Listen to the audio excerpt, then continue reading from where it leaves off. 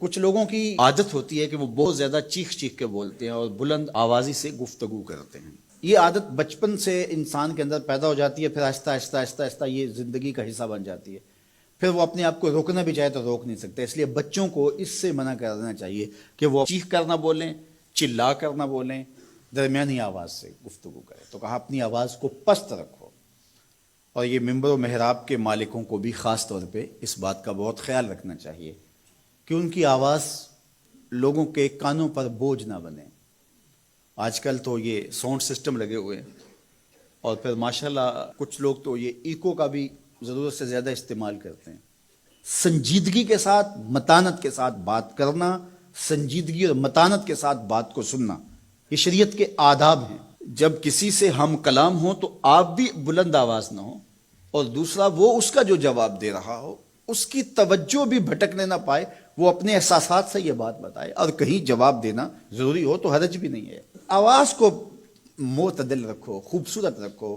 تو جس طرح بولنے کے آداب ہے اس طرح سننے کے بھی آداب ہے. ویسے ماہرین کہتے ہیں کہ تیز آوازیں بندہ پونے گھنٹے سے زیادہ نہیں سن سکتا. یعنی اس کا سٹیمنا جو ہے وہ اتنا ہی ہے کہ وہ اتنا سن لے. برداشت کر لے اس کے بعد وہ تو الگ بات ہے، لیکن یہ ہے کہ وہ جو آسانی کے ساتھ سن سکتا ہے اتنا ہی سن سکتا ہے.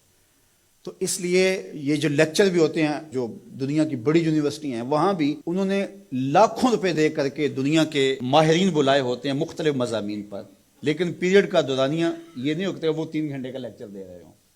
انسان کی جو ہے وہ ایک کیپیسٹی ہے، اس سے آگے نہیں وہ بڑھ سکتا. اور مجھے بتائیے انسان کو بنانے والے سے بہتر کون بتائے گا؟ قرآن بتاتا ہے. کیا بتاتا ہے؟ وَغْضُضْ مِنْ صَوْتِكَ، اپنی آواز کو پست رکھو. باقی اس کے الگ احکام ہیں کہ اذان دے رہے ہیں، آپ کسی کو پکار کر رہے ہیں، جنگ میں رجز ہے یا کوئی اور بات ہے. ابھی لائٹ چلی جاتی ہے اور دور تک لوگ بیٹھے ہیں تو مجھے لامحالہ طور پہ اونچا بولنا پڑے گا. میری آواز اونچی ہے تو میں کوشش کروں گا آخری شخص تک آواز پہنچے، وہ ایک الگ بات ہے. لیکن اب یہ آواز ایسے ہی سب تک پہنچ رہی ہے.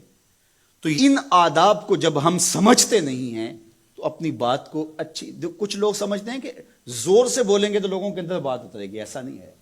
بات زور سے بولنے سے نہیں اترتی، بات دلیل سے اترتی ہے. رومی علیہ رحمہ فرماتے ہیں کہ بادلوں کے گرجنے سے نہیں، پھول کھلتے ہیں بارش کے برسنے سے. تو بارش برسے گی تو پھر پھول کھلیں گے، بلکہ وہ جتنی آہستہ آہستہ برسے گی اتنی ہی جذب ہوتی چلی جائے گی. سہج پکے سو میٹھا ہو.